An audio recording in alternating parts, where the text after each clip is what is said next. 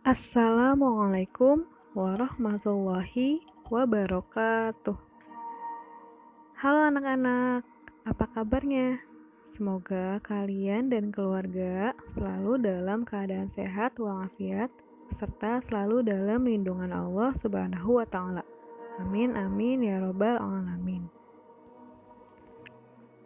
Pada kesempatan kali ini, Ibu akan melanjutkan pembahasan di pelajaran 4 yaitu akhlak terpuji.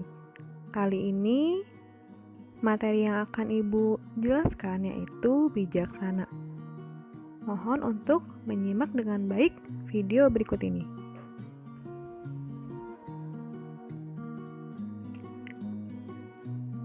Sikap bijaksana termasuk akhlak terpuji.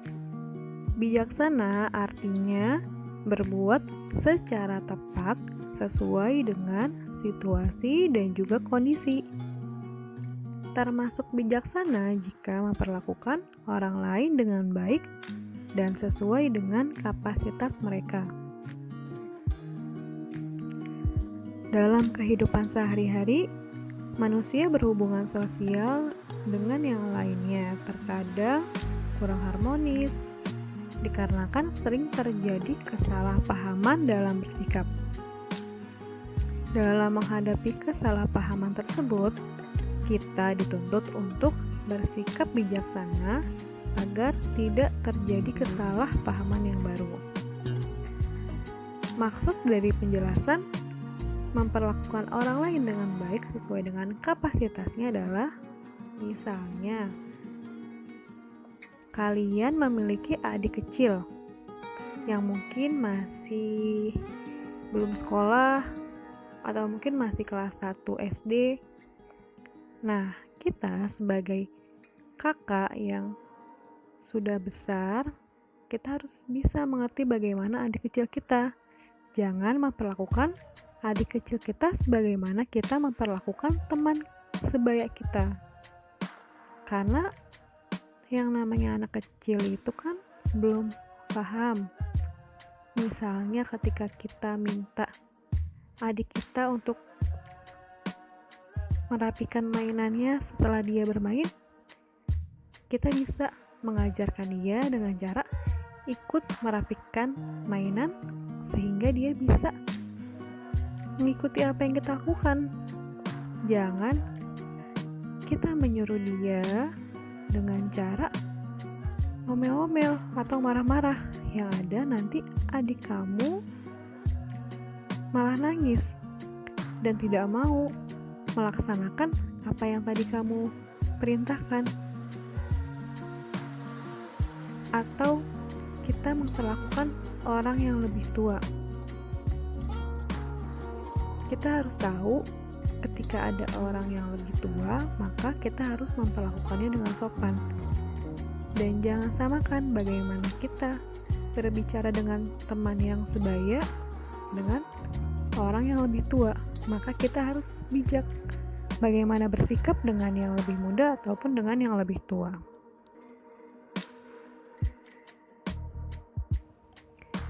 Ibu akan membacakan kisah elang sombong dan lebah bijaksana. Di sebuah hutan hidup berbagai hewan. Mereka tinggal sebagaimana layaknya siklus kehidupan. Ada yang saling menolong, ada yang saling memangsa. Semua dilakukan karena itulah pola kehidupan, sehingga kehidupan terus bergulir dan menciptakan keharmonisan. Tinggallah sekelompok lebah di sebuah pohon tua. Lebah terkenal sebagai makhluk yang giat bekerja. Mereka membentuk koloni-koloni untuk mengumpulkan serbuk bunga dan menjadikannya jeli dan madu untuk menghidupi sang ratu dan juga cadangan makanan bagi bayi-bayi lebah. Lebah mengenal sistem ratu, pejantan, dan pekerja dengan tugas yang berbeda-beda pula. Para lebah pekerja menjadi pasukan pencari serbuk bunga tidak pernah lelah bekerja. Mereka mencari bunga-bunga di berbagai pondok pelosok hutan. Hingga pada suatu waktu, seekor lebah pekerja bertemu dengan seekor burung elang yang sedang mencari makan untuk anak-anaknya yang baru menetas. "Hai lebah kecil, sedang apa kau di pinggir hutan?" tanya sang elang. "Aku sedang mencari serbuk bunga dan menghisap madu. Persediaan madu kami hampir habis," ujar sang lebah pekerja. Sang elang terbahak-bahak dengan suara sombong. "Sudahlah, kenapa harus capek-capek bekerja dengan tubuhmu yang kecil itu? Apa kau tidak sayang dengan tubuhmu? Kalian para lebah tidak seperti kami. Elang adalah makhluk yang kuat dan tangguh walaupun hidup seorang diri." Mendengar hal itu, sang lebah pekerja tersenyum. "Justru karena tubuh kami kecil, kami harus hidup bersama lebah yang lain untuk saling bekerja sama. Kami jadi mengerti arti sebuah kerjasama dan kami bersyukur." Sang elang tidak mau kalah. "Lalu, kenapa kamu mau menjadi lebah pekerja? Kenapa kamu tidak hidup sendiri saja? Ratumu pasti malas dan hanya diam di sarang, disuapi setiap saat oleh lebah pekerja. Bukankah itu tidak adil? Kami para elang selalu mandiri dan mencari makan untuk diri kami sendiri, tidak pernah menyusahkan elang lain." Sang lebah kembali tersenyum. "Kami para lebah bekerja tidak pernah merasa kesusahan atau dimanfaatkan. Kami ikhlas bekerja untuk ratu kami dan para pejantan. Mungkin mereka terlihat malas, tetapi tanggung jawab untuk meneruskan keturunan para lebah ada di tangan mereka. Itu adalah tanggung jawab yang berat," ujar sang lebah bijaksana. "Kami percaya bahwa Tuhan itu adil. Dia menciptakan kami dengan sistem seperti ini, pasti ada manfaatnya. Dan Tuhan menciptakan elang yang mandiri juga pasti ada manfaatnya. Benar kan?" Sang elang hanya mengangguk dan menyadari betapa bijak sang lebah. Karena matahari sudah makin tinggi, sang lebah berpamitan agar bisa kembali bekerja dan mendapatkan serbuk bunga untuk dibawa ke sarangnya.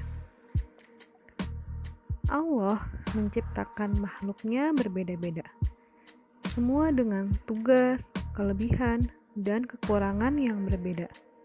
Karena itu, jangan membuat sebuah perbedaan sebagai faktor untuk menyombongkan diri atau tidak mau menerima makhluk yang lain. Jadilah makhluk yang berguna untuk diri sendiri dan orang lain.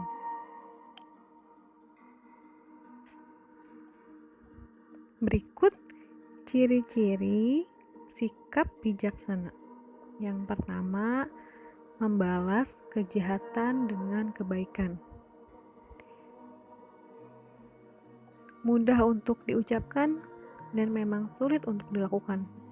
Karena kita sebagai manusia pasti ada rasa benci, kecewa ketika kita dijahati oleh orang lain.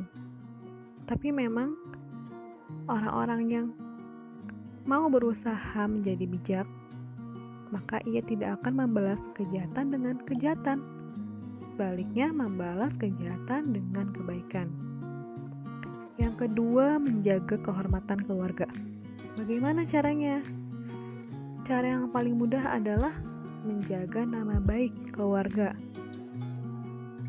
Kita tidak boleh bersikap kasar ataupun berucap kasar, baik itu kepada keluarga kita sendiri dan juga kepada orang lain, tetangga kita, dan orang-orang di sekitar kita. Lalu yang ketiga, menghormati kedua orang tua. Menghormati kedua orang tua ini banyak sekali artinya. Kita patuh, kemudian kita berbakti, selalu mengikuti apa yang orang tua kita perintahkan, kemudian taat dengan nasihat yang orang tua kita berikan kepada kita, dan juga selalu mengatakan hal yang baik dan selalu sopan kepada kedua orang tua. Kemudian menghormati orang yang lebih tua dan juga menyayangi orang yang lebih muda. Kemudian, kerugian bila kita tidak bersikap bijaksana yang pertama itu dicemooh orang lain. Dicemooh sama artinya dengan diejek atau dihina. Mencemooh atau menghina orang lain itu memang perbuatan yang tidak baik. Tapi perbuatan tidak baik itu akan kembali kepada diri kita jika kita pun bersikap tidak baik kepada orang lain. Ketika kita tidak bisa bersikap bijaksana, otomatis orang lain pasti akan ada yang menghina kita. Nah, agar kita terjauhi dari hinaan orang lain, ejekan orang lain, maka sebisa mungkin kita harus bersikap bijaksana. Yang kedua, tidak disukai oleh teman-teman. Itu sudah pasti. Contohnya, di kelas pastikan ada berbagai macam teman dengan sifat yang berbeda. Kita harus bersikap bijaksana. Jangan memilih teman hanya karena dia yang pintar, atau hanya karena dia kaya, atau hanya karena dia cantik, dia ganteng. Ketika kita bersikap seperti itu, otomatis banyak teman-teman yang tidak suka dengan sikap kita. Tapi kalau kita mau berteman dengan siapa saja, tidak memandang status orang tuanya, tidak memandang apa yang dia pakai, maka sudah pasti tanpa kita mencari teman pun, malah teman itu sendiri datang kepada kita, ingin berteman dengan kita. Lalu yang ketiga, apabila tidak bersikap bijaksana, maka dapat menyakiti orang lain. Maksudnya menyakiti, bisa itu berupa fisik atau kita menyakiti hati orang lain. Tapi lebih banyak ketika kita tidak bersikap bijaksana, sudah pasti kita bisa menyakiti hati orang lain. Walaupun tidak terlihat, tapi yang namanya sakit hati itu selalu akan membekas, selalu bisa diingat-ingat. Maka dari itu semoga kita bisa menjauhi dari sikap tidak bijaksana.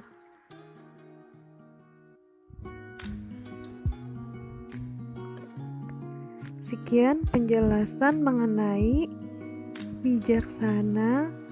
Semoga kita bisa selalu berusaha bersikap bijaksana, selalu mau mencoba, dan selalu memperbaiki diri kita agar bisa menjadi pribadi yang lebih baik di setiap harinya. Sampai jumpa pada pembelajaran berikutnya.